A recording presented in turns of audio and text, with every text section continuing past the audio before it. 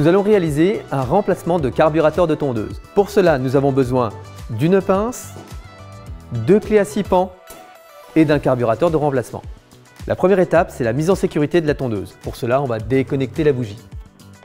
La seconde étape, c'est de vidanger le réservoir à essence ou encore fermer le robinet essence s'il y en a un. La prochaine étape, c'est de démonter le lanceur ou la volute si le carburateur n'est pas accessible. Il s'agit de la partie haute.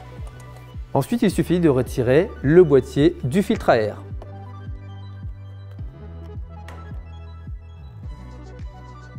À l'intérieur, vous avez plusieurs vis à démonter avec la clé 6 pans. Rappelez-vous de toujours bien mettre les vis et les éléments dans le sens de démontage pour le remonter plus facilement. Et ensuite, il suffit simplement de retirer le support de filtre à air. Pour déconnecter le réservoir d'essence au carburateur, il faut enlever la durite et pour cela, on va utiliser une pince. Il suffit de prendre le collier avec la pince, de serrer fort pour le libérer. Et ensuite, il faut retirer le carburateur délicatement. Un carburateur est actionné avec soit une tringle, soit un ressort. Pour cela, il suffit simplement de l'enlever délicatement.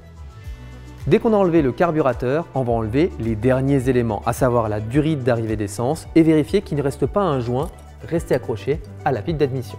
Pour cela, on va utiliser une pince et on va faire le même geste que pour le retirer du réservoir.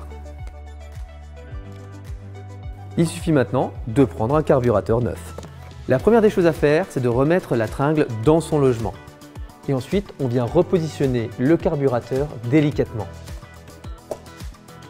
Puis on remet la durite d'arrivée d'essence.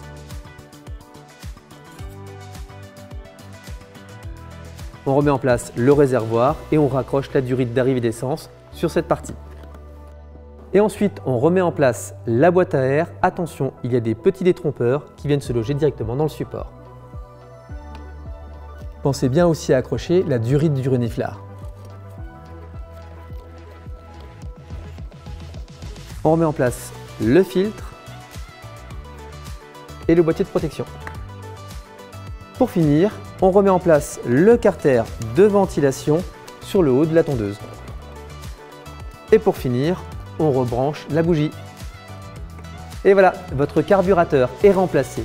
Pour éviter les pannes à l'avenir, pensez à utiliser systématiquement le stabilisateur de carburant.